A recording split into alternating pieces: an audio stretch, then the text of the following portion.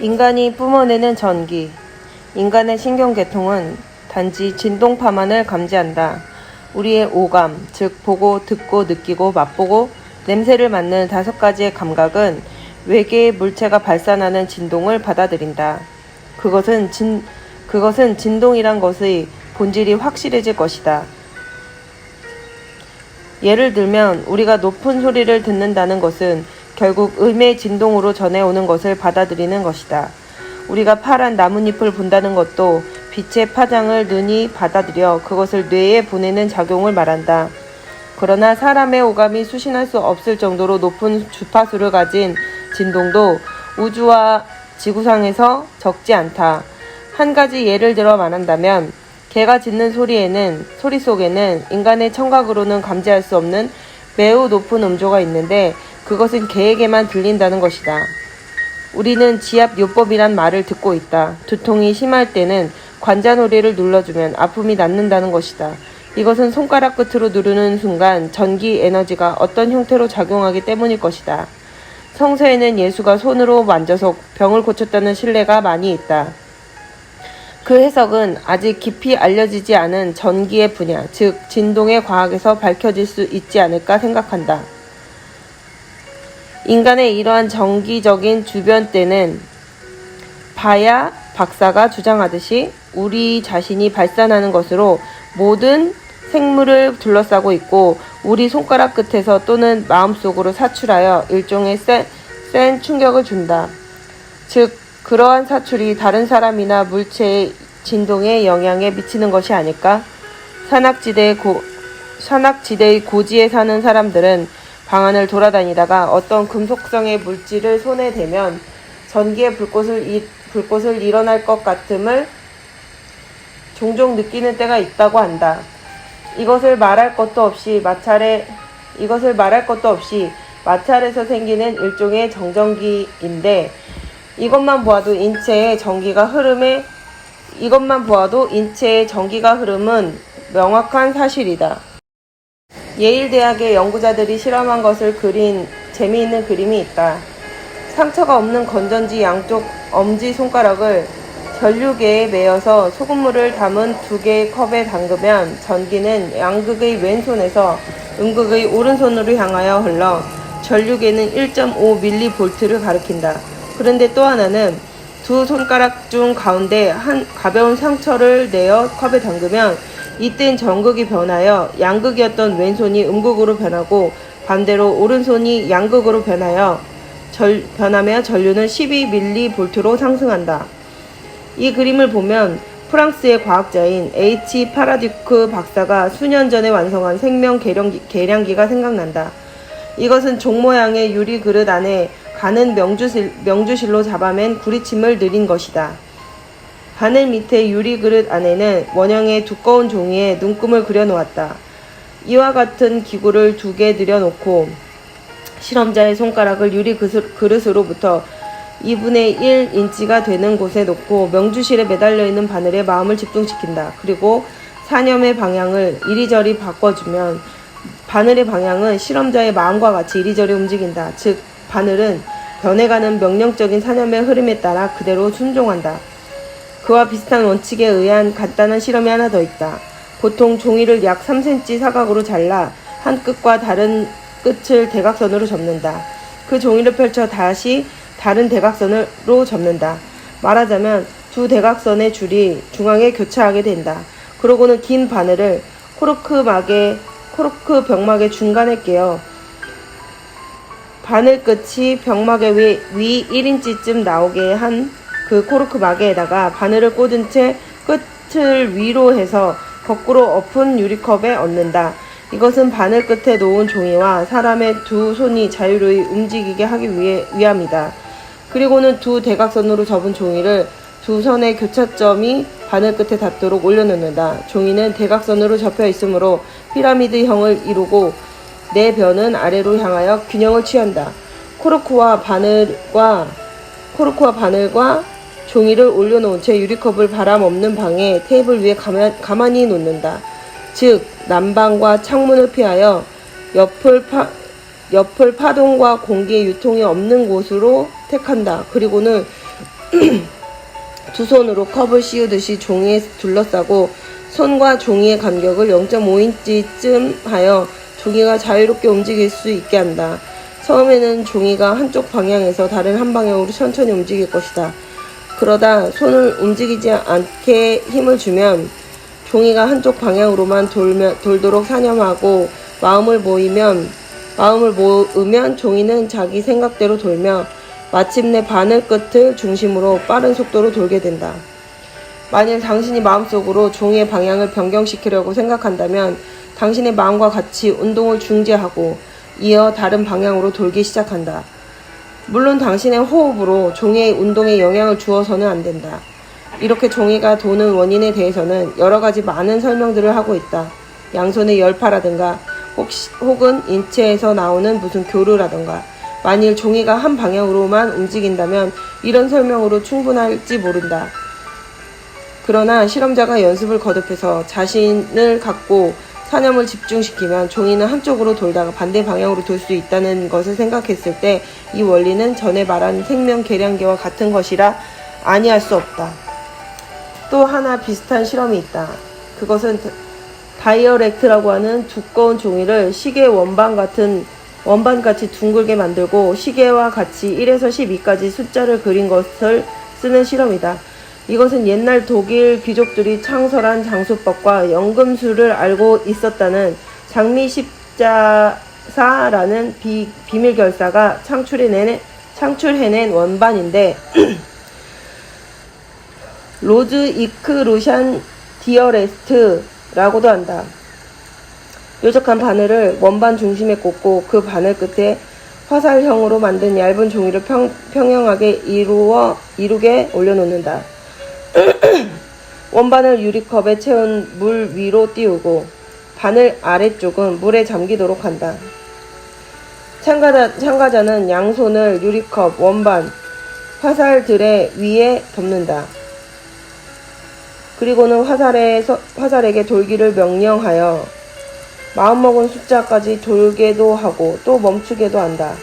그러나 이런 실험은 누구나 당장에 성공할 수는 없다.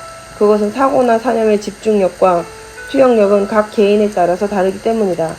만일 우리들의 손이나 손가락들로부터 일종의 전기가 나와서 그것에 동력적이랄까 자력적이랄까 일종의 물결이 있어서 그것이 의식적이거나 무의식적이거나 우리의 생각대로 변화하는 것이라고 하면 테이블 터닝과 자동필기, 프란세스, 위자판, 그 밖의 신비회의 영매로 행해지고 있는 방법도 전부 해석될 수 있다. 예일 대학의 실험에서 모든 생물은 스스로 발산하는 전기에 둘러싸여 있는 것을 증명했고 듀크 대학에서는 사고와 염력이 물체를 움직인다는 것을 실증하기 위하여 여러 가지로 실험 연구를 추진시키고 있다. 이제 그러한 생각과 방식을 증명하는 사람들을 들어보겠다. 웨스팅하우스 전기회사의 조사 기사 P. 토마스 박사는 미국 기자협회에서 다음과 같이 말을 했다. 우리가 무슨 일을 하고 있을 때나 이야기를 하고 있을 때나 무엇을 생각하고 있을 때에는 반드시 어떤 형태의 방사를 하는 법이다. 그러한 방사를 정기적인 것이라고 생각한다. 머지않아 우리들은 인격이라든가 염력의 방사 같은 것까지도 전기 반응으로 포착하여 그것을 해석할 수 있으리라고 생각된다. 사념의 방사. 독자들 중에는 사념의 방사라는 것에 대하여 명료한 이해를 하지 못한 사람이 있을지도 모르므로 간단히 설명하겠다. 연못의 수면에 던진 조각돌이 물에 닿자마자 곧 수직으로 작은 동그라미를 계속해서 사방에 보낸다. 동그라미는 끝없이 벌어져서 마침내 저쪽 못의 가에까지 이르러 사라지는 것 같이 보인다. 던진 돌이 크면 클수록 물결은 높고 크다. 크기와 무게가 같은 두 돌을 동시에 서로 가까운 곳에 따로따로 던지면 그것은 제각기 물결의 동그라미를 그리다 어떤 곳에서 겹친다. 우리들의 육안으로 보기에 만일 두 개의 동그라미가 서로 크기가 같다면 서로 만난 곳에서 그 물결이 없어지든지 융합해버린다. 만일 한 물결이 좀 크다고 하면 그것은 작은 물결 위를 넘어서 작은 물결의 흔적 위로 멀리 멀어져 간다. 이 사실을 우리 자신의 마음의 물결이나 사념의 힘과 비교하여 보자. 좀 더 큰 사념은 다른 사념의 물결을 멈추거나 그것을 압도하여 버릴 것이다.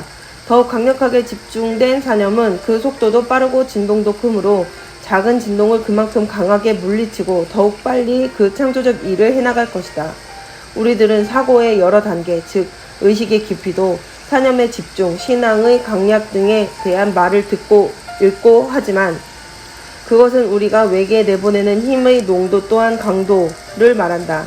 창조적 힘이 나오는 것은 사상이 완숙되었을 때 또는 마음속에 사물의 선명한 영상이 그려졌을 때 또는 우리의 상상 가운데 수건을 이룬 미래의 자기 모습을 눈에 보이는 듯이 그려졌을 때, 다시 말하면 욕구의 목적물인 집, 자동차, 텔레비전, 가구 등 기타 물건의 그림이 마음속에 똑똑히 보일 때일 것이다. 그런 때라야 비로소 그 욕구를 실현시키는 창조력이 생겨나온다. 나는 이른바 신비로운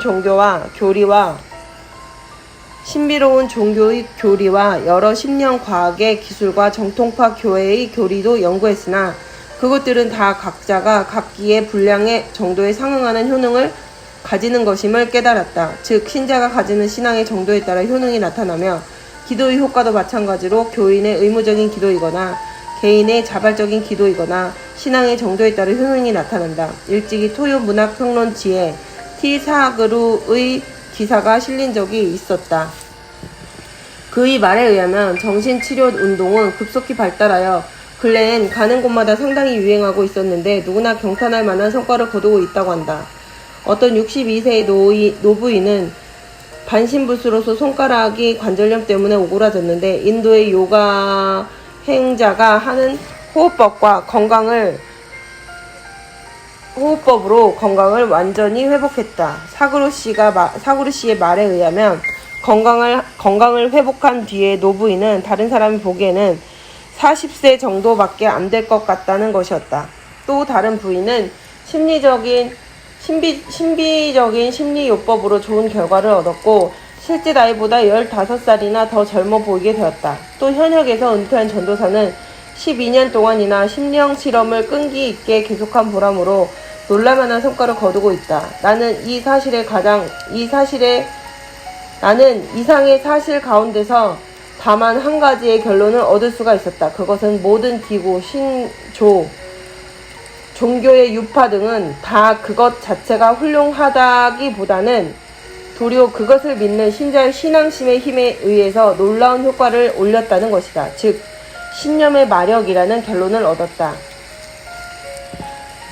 잠재의식의 눈을 돌려라. 오스트리아의 유명한 심리학자 S. 프로이트의 저서는 오늘날까지도 정신병원의 교과서처럼 되어 있지만 이 사람이 세계의 주목을 받게 된 가설엔 이런 말이 있다. 우리들의 마음속에는 어떤 강력한 힘이 있지만 오늘날까지도 그것을 명확하게 설명해내지는 못했다. 즉 의식하는 마음이란 전혀 별개의 것이다. 그것은 우리들의 사상, 감정, 행동의 근원으로 끊임없이 일하고 있다는 것이다. 다른 학자들은 우리의 정신생활의 이 부분을 혼이라고 부르며 어떤 심리학자들은 그 소재 위치를 태양신경총이라고 해서 위 뒤에 척추 앞 근방이라고 말하고 있다. 또 다른 사람들은 그것을 초자아, 내부의 힘, 초의식, 무의식, 잠재의식 등과 같은 여러 말로 부르고 있다. 그러나 그것은 뇌수와 같은 하나의 기관도 아니며 육체적, 물리적인 것도 아니다. 그리고 과학자들은 인체 내부의 어떤 곳에서 그것이 존재해 있다는 것을 정확히 말하지 못하고 있다. 그러나 그것은 확실하게 존재하며 유사일의 인류는 이것이 실제로 존재하고 있다는 것을 인정해 왔다. 옛날 사람들은 그것을 영혼이라고 말했다. 앞서 말한 파라셀서스의 의식이라고 불렀고 다른 사람들은 정신이라고 불렀으며 뇌수의 부속물처럼 생각했다. 또 일부에서는 양심이라고 해서 육체의 은밀한 작은 소리의 주인공이라고 했다. 또 다른 일부 사람들은 우리 인간이 서로 결연되어 있는 최고의 지혜인 신의 일부분이라고 주장했다. 그 때문에 우주의 마음이라고도 했는데 그것은 인류뿐만 아니라 모든 동식물에게도 있다고 했다. 이것은 어떻게 이름 지어줘도 좋다. 나는 이것을 다만 잠재의식이라고 부르려 한다. 그것은 인간 생명의 본질로서 그 힘의 극한은 아직 명백히 밝혀지지 않았으나 24시간 동안 쉬지 않는다는 것은 사실이다. 그것은 어떤 큰 위험이 닥쳐왔을 때는 반드시 구명하려고 나타난다. 눈앞에 무엇이 임박해 올 때는 그것을 알려준다. 우리의 힘으로는 도저히 불가능한 일까지도 때때로 성취시켜준다. 여러 가지 방법으로 우리를 인도하고 그것을 올바르게 이용하기만 하면 이른바 기적도 이루어진다. 객관적으로 그것은 명령받은 대로 움직인다. 즉 현재 의식이 명령하고 간절히 원하는 일을 해준다. 주관적으로는 주로 그 자신의 의식에 의해서 행동한다. 외부로부터 받은 영향의 반동일지도 모르는 그 행동도 어떤 사정으로 인하여 자발적 행동처럼 보이는 것인지도 모른다. 물리학자 이 에딩턴 경은 이렇게 말했다. 내가 아는 바에 의하면 정신은 원자를 변경시킬 힘을 가지고 있으며 원자의 운동을 조절할 수도 있다. 또한 세계의 발전은 물리적 법칙에 의해서 운명 지어진 것이 아니고 인과율에 의하지 않은 인간의 자유의사에 의하여 변화를 받고 있을지도 모른다고 생각한다. 이 사상을 잘 생각해보면 매우 놀랄만한 이론이 된다. 차라리 전자파나 진동 이론의 선에서 생각하는 것이 더 알기 쉬울 정도이다. 이 문제를 연구하는 학도들은 재산과 권력과 명성을 잡은 세계의 모든 사람들이 이미 오래전부터 이 잠재의식을 활용해 왔다는 사실을 알 것이다. 또 육체의 병을 고치고 인간으로서 지극히 곤란한 문제도 이것을 사용해 왔다. 이 위력은 누구나 쓸 수 있도록 준비되어 있다. 당신이 취할 오직 한 길은 이 위력을 믿고 내가 이 책에서 설명하는 과학의 기술을 사용하는 것뿐이다.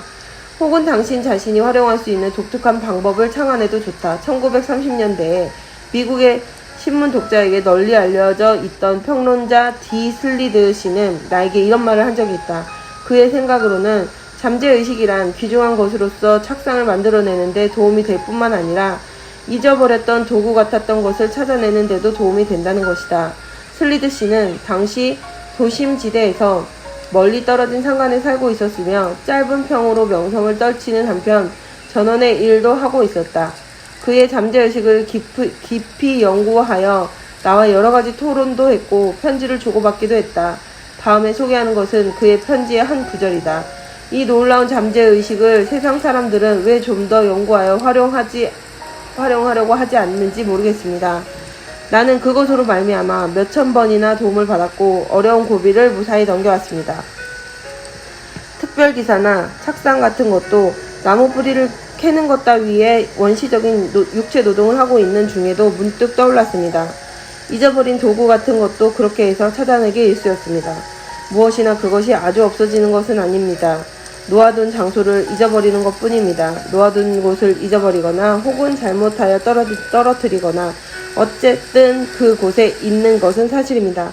나는 어디에 두었는지 생각나지 않는 도구를 찾을 때 나의 잠재의식이 시키는 장소에 가서 찾은 일이 얼마나 많았는지 모릅니다.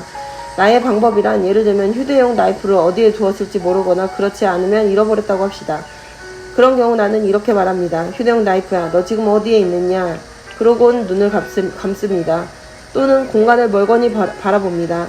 그러면 그 대답이 즉석에서 떠오릅니다. 그것이 올 때는 반드시 번개같이 순간적으로 떠오르곤 합니다. 그리고 나는 나이프가 있는 곳으로 똑바로 이끌어 갑니다. 나는 도끼나 장도리 같은 것 아무데나 놓는 버릇이 있는데 그것은 당신도 알겠지만 신문계에서 자란 사람의 조급한 성격 때문일 것입니다. 그렇기 때문에 누구보다도 물건을 잃어버리는 때가 많지요. 나는 남의 이름을 외우기가 참으로 힘들었습니다. 그러나 이름을 잊어버렸을 때 그 사람의 모양, 얼굴의 윤곽, 눈빛, 머리, 옷맵시 등을 그림처럼 머릿속에 그리면 잠재의식은 반드시 그 사람의 이름을 가르쳐줍니다. 나는 어디서 이런 방법을 배웠는지 모릅니다만 어쨌든 무슨 이야기나 줄거리, 순간적으로 잃어버린 것들을 생각해내려고 할 때 나는 편안히 앉아서 머리를 들고 오른손을 이마에 대거나 때로는 하늘을 바라보거나 눈을 감기도 합니다. 이런 간단한 행동이 잊었던 일을 대부분 생각나게 해줍니다. 중요한 것은 발명이나 대작곡이나 시, 소설 그 밖에 독창적인 역작의 위대한 사상은 모두 잠재의식에서 모두 잠재의식에서 오는 것이라는 겁니다. 그러한 것에 신념과 자료를 제공하고 충심에서 우러나오는 욕구를 첨가하여 마음대로 해보십시오. 반드시 성과가 있을 겁니다. 옛 사람들의 말입니다. 우리가 배를 짜기만 하면 하느님이 씨를 내려 주십니다. 결코 거짓말이 아닙니다. 이런 힘에 의지하여 일을 하게 되면 옛 사람들의 말입니다만 우리가 배를 짜기만 하면 하느님이 씨를 내려 주십니다. 결코 거짓말이 아닙니다. 이런 힘에 의지하여 일을 하게 되면 마술사의 손에 닿는 것처럼 만사는 자동적으로 제자리에 들어가 맞습니다. 그리고 그 성과는 놀랄 만큼 뒤를 이어 나옵니다. 우연하게 솟아오른 것 같아도 그것은 절대로 우연한 게 아닙니다. 몇천만 년의 남녀들이 잠재의식이라는 것을 모른 채 유명하게 되었고 경탄할 만한 성과를 거두었다고 생각합니다. 그러나 성공한 것은 잠재의식 때문이라는 것을 본인들이 알지 못하는 것 뿐입니다. 상간에서 세상과 떨어져 혼자 대자연에만 접근하여 사는 사람들은 누구보다도 잠재의식을 잘 이용할 수 있다고 생각합니다. 잠재의식의 일대 위력이 우리의 생활을 쌓아 올리고 또한 지배하는 가장 무서운 힘이라는 것을 과학이 증명할 날이 반드시 오리라는 것을 나는 굳게 믿고 있습니다. 마음속에 영상을 그려라. 머릿속을 스치고 지나가는 순간인 사상의 암시들은 얼마 후 그것들이 합하여 하나의 힘을 만드는 정도밖에 안 된다. 그러나 잠재의식은 하나의 커다란 기구로서 그것을 동원하는 힘은 지속하는 염력 또는 이미 말한 바와 같이 마음속에 뚜렷하게 고정된 영상이다. 잠재의식을 동원시키기 위하여 현재의식의 파동의 템포를 높이는 방법도 많으나 때로는 단 한마디의 발언이나 한 사람에게 주는 눈짓 하나로 말미암아 잠재의식은 즉시 활동을 개시하는 때도 있다. 또 대재난 염려, 대위험의 진전, 비상시 등 혼자 있을 때나 다른 사람과 같이 있을 때를 막론하고 즉각적으로 무슨 행동을 일으킬 필요가 있을 때에는 잠재의식이 호련히 움직여준다. 순간적으로 속단을 내릴 수 있는 그런 도움을 준다. 여러 가지 착잡하고 모순된 생각을 현재의식에서 쓸어버리려면 잠재의식이 활동한다. 소위 심사묵고라는 것이 그것이다. 잠재의식을 가장 유용하게 사용하는 방법은 마음의 영상을 그리는 것이다. 상상력을 충분히 발휘해서 바라고 있는 물건 또는 희망하는 지위 등 실제로 필요로 하는 그 자체를 완전한 모양으로 마음속에 그려놓아야 한다. 우리는 흔히 눈에 보이는 것 같다는 말을 쓰는데 말 그대로 생각하는 것을 눈으로 역력히 볼 수 있어야 한다. 그러나 좀 더 지속적인 결과는 신념이나 신앙에서 생긴다. 이 신앙의 불가사의한 힘으로 기적이 생기고 무엇이라고 설명할 수 없는 현상이 일어난다. 내가 말하는 것은 깊은 곳에 뿌리 내린 굳고 적극적인 신심으로 당신의 육체와 뼈와 피가 두루 퍼지는 충만한 마음과 넋이 잠겨있는 신앙이다. 감정의 고조라든가 영의 힘이라든가 정기적 진동이라든가 그 무엇이라고 불러도 좋다. 그 힘이 흡인의 법칙에 따라 생각하고 있는 물체와 결부된다. 신앙은 마음이나 사고의 파장이나 템포를 변경시켜 거대한 축전지처럼 잠재의식을 활동시키며 우리의 전신을 싸는 영광을 변모시켜 우리 주위의 모두에게 영향을 미치는 동시에 때로는 먼 데에 있는 사람과 물체까지도 움직일 수 있다.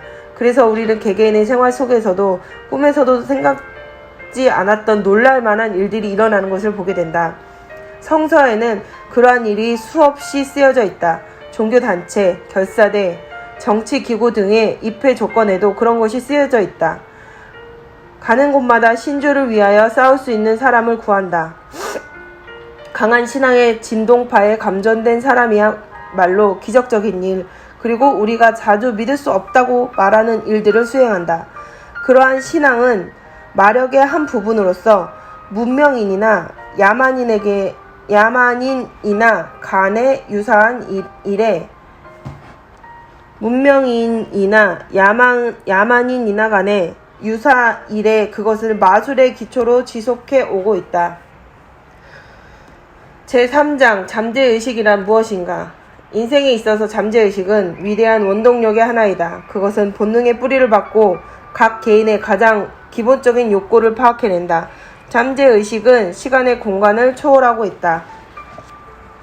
현재의식과의 관계. 의식은 잠재로부터 현재로 라는 책을 쓴 프랑스의 심리학자 지 게레는 다음과 같이 말했다. 미술가, 과학자, 문호들은 설령 자기 분석을 해본 일이 없는 사람이라도 잠재의식이 얼마나 소중한 것인가를 잘 알고 있다. 그러나 귀중한 체험을 갖지 않은 사람은 거의 없다고 해도 과언은 아닐 것이다. 현재의식과 잠재의식이 완전히 조화해서 협력하면 인생의 최대의 성공을 달할 수 있다. 그럼에도 불구하고 전 세기까지는 잠재의식의 심리 연구는 전혀 생각지 않았다. 잠재의식은 병에 걸렸을 때라든가 어떤 사고가 났을 때나 불쑥 머리를 쳐드는 이상한 현상이라고 생각을 했다. 그러나 내가 말하고자 하는 신념의 마력에 있어서 잠재의식은 그야말로 중요한 역할을 한다. 그러므로 만일 그 선명한 모습을 정확하게 머릿속에 그리고 그것이 체내에 어디에 있으며 또는 그것이 단독으로 혹은 현재의식과 협력하여 어떠한 활동을 하는가를 이해하고 동시에 그 본질을 파악할 수 있다면 내가 말하는 과학은 누구보다도 빨리 체득할 수 있다. 이 잠재의식에 대해서는 이 책 어디서나 되풀이하여 설명된다. 이 과학의 중요한 기술적 요점에 대하여 거듭 말하지만 몇 번이나 중복하여 설명해야만 비로소 이 마음의 과학을 이해할 수 있다. 또 잠재의식에 관한 이해를 빨리 가지려면 가질수록 당신의 욕구를 그만큼 빨리 달성할 수 있고 그만큼 이익도 크다. 우선 잠재의식을 당신의 머릿속에 그림처럼 명확하게 스케치하려면 과학적 용어를 상당히 많이 써야 한다. 잠재의식은 세계적인 심리학자의 연구와 실험의 결과 모두 그 전모가 밝혀졌기 때문이다. 따라서 만일 조금이라도 이해하기 어려운 점이 있으면 몇 번이고 되풀이하여 읽어주시기 바란다. 거듭 읽노라면 반드시 똑똑히 알게 될 것이며 비로소 이 과학의 핵심과 만나게 될 것이다. 내가 이 잠재의식을 생각하기 시작한 것은 T.J. 허드슨의 심리현상의 법칙을 읽은 뒤였다. 거기에는 잠재의식과 각 개인의 일상생활의 관계에 대한 이야기가 주로 쓰여 있었는데 알게 모르게 작용하는 잠재의식의 힘이 얼마나 큰 것인가 하는 것을 그 책을 읽고 비로소 깨달았다. 그 뒤 이 F. 그레브와 P.C. 휘렐의 잠재의식은 말한다와 T.C. 후트의 힘의 근원, M. 프린스 박사의 잠재의식, H. 헌킨의 상식과 그 양성 등을 읽고 그 인식을 더욱 두텁게 했다. 나는 잠재의식과 현재의식의 본질을 당신의 머릿속에 명확하게 그릴 수 있도록 그들 사이의 관계 작용을 학자들의 최근 발견과 대조하면서 설명하려고 한다. 또 당신들이 그것을 어떻게 컨트롤하며 또 당신들의 욕구를 채우는데 얼마나 큰 힘이 되는가도 설명하고 싶다. 누구나 만일 현재 의식 속에 성공하고 싶은 욕구가 있다면 그 사람에게는 반드시 성공할 수 있을 만한 능력이 잠재의식으로 되어 체내에 잠자고 있을 것이다. 그 능력을 사람에 따라 발달되거나 그렇지 않거나 하는 차이가 있을 뿐이다. 이것은 잠재의식은 말한다라는 책에 쓰여있는 말이다. 그러한 능력이 무엇과도 비교할 수 없는 불가사의한 것임은 옛날로부터 알려졌으나 겨우 1세기 전에서야 심리학자의 특수한 연구와 실험의 대상이 되어 잠재의식이라 불리게 되었다. 아마 미국의 철학자 에머슨도 인간의 마음이 두 개의 구성 분자로 되어 있다는 것을 알고 있었을 것이다. 그것은 그의 마음과 같은 말로 미루어 볼 때 그의 다음과 같은 말로 밀어봤을 때 충분히 증명이 된다. 나는 마음의 한 상태가 다른 하나의 상태를 전혀 기억도 하지 못하고 인식도 하지 못하는 수가 있다는 사실을 안다. 1년 전에 쓴 나 자신의 문장도 그리고 그것을 정정한 사실도 나는 기억하지 못하고 있다. 그와 비슷한 것을 지금 다시 쓰려고 하면 쓰지 못할 것이다. 그러나 그것이 나의 저서라는 것은 여러 외부적인 증거가 말해주고 있다. 즉 나의 자필의 초고 가운데 그것이 발견되었고 또 내가 그 사본을 친지들에게 보냈다는 정황 판단들로 보아 내 저서임에 틀림없다고 생각할 뿐이다. 두 가지 의식의 특성. 지금 와서 나는 잠재의식과 현재의식이라는 것이 널리 알려져 있다. 그리고 우리가 두 마음을 가졌고 그것들이 각기 완전히 다른 독특한 성질과 능력을 가지고 제각기 사태에 따라 독립된 행동을 한다는 것도 알려져 있다. 똑똑히 아는 것은 현재 의식이 뇌에서 움직이고 있다는 것이다. 당신이 무엇을 열심히 하려고 할 때는 뇌가 활동한다. 그것을 느끼는 것은 그리 어려운 일이 아니다. 때로는 그 생각이 제법 복잡하고 성가신 일이기 때문에 상당히 피로하기도 할 뿐만 아니라 장시간을 끌게 되면 마침내 머리가 아파지고 눈이 피곤해지고 관자놀이가 쑤시기도 한다. 또 그렇게 골똘히 생각하게 되는 원인이 무엇인가 규명하는 것도 그다지 힘든 일은 아니다. 그것은 무엇인가 보고 듣고 읽는 것들이 원인이 된다. 또 일에 대한 것이라든가 가정에 대한 관심거리일지도 모른다. 혹은 오랫동안 계속해서 생각해온 문제의 연속일지도 모른다. 어쨌든 무엇인가 이미 의식 중에 가지고 있는 것과 그것과를 관련시켜서 생각해볼 필요가 있다. 때로는 어려운 문제의 해결 때문에 전력을 다하고 몰두하였던 탓으로 사고력이 아주 피곤해져 마침내 그것은 단념하든가 내던져버리는 수가 있다. 또 의식적으로 그것을 마음속에서 완전히 추방하는 수도 있다. 그런 체험은 예를 들어 어떤 괴로운 문제 때문에 고민이 되어 그것이 머릿속에 떠나지 않아 잠을 못 이루는 밤이 흔히 있다. 만약 당신이 생각하던 일을 두뇌로부터 추방한다면 그것은 후련 가라앉아서 당신 체내의 어디론가 숨어버리게 된다. 그러면 당신의 긴장은 곧 풀려서 잠을 이룰 수 있다. 다음날 아침 눈을 뜨고 일어나면 당신의 의식은 다시 전날 밤의 문제를 생각한다. 그러면 당신의 눈앞에 지난밤 해결짓지 못한 문제의 영상이 떠오른다. 그러나 그때에는 이상하게도 그 문제는 어느덧 해결되어 있을 뿐만 아니라 당신이 다시 어떠한 행동으로 나아가야 하느냐를 중요한 지식까지 마련되어 머리에 떠오르는 때가 있다. 그렇다면 그것은 긴 밤엔 대체 어디를 헤매고 있었을까?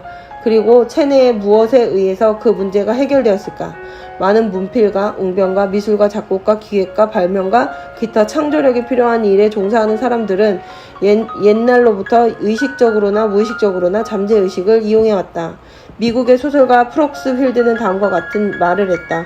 다른 작가들도 그렇겠지만 나는 오래전에 어떤 중요한 것을 발견했다. 그것은 심리학자가 잠재의식이라고 부르는 것이 우리들의 마음속에 있다는 것이다. 자고 있을 때나 휴식을 하고 있을 때 또는 문필 이외에 무슨 딴 일을 하고 있었을 때 아무런 예고도 없이 갑자기 활동해주는 것이다. 나는 마음의 이 부분을 훈련시키면 내일에 도움이 되도록 할 수 있다는 것을 알았다. 아침에 일어나면 그때까지 기교에 관한 것이라든가 구상이라든지 작중 인물에 대해서 오랫동안 나를 괴롭혔던 문제들이 잠자는 동안 나도 모르게 해결되어 있을 때가 있다. 잠재의식이란 조상 대대로 내려오는 본능과 단연간의 경험이 모여 쌓이므로 조금도 판단을 그르치지 않는다. 나는 오랫동안 이치를 따져 깊이 생각한 끝에 얻은 결론에 의하여 내린 판단을 잠재의식의 재결을 얻은 뒤에야 확정적인 것으로 결정짓는다. 독자 여러분도 이상의 서술로 현재와 잠재의 두 마음에 대하여 대강이나마 그 윤곽을 알았을 줄 믿는다. 현재의식은 두뇌에 깃들이고 있다가 의식의 표면에 나타난다. 그러나 잠재의식은 체내에 있으면서 의식의 틈바구니에 숨어 있다. 그리고 이 양자 사이에는 어떤 통신과 같은 연락이 취해지고 있다.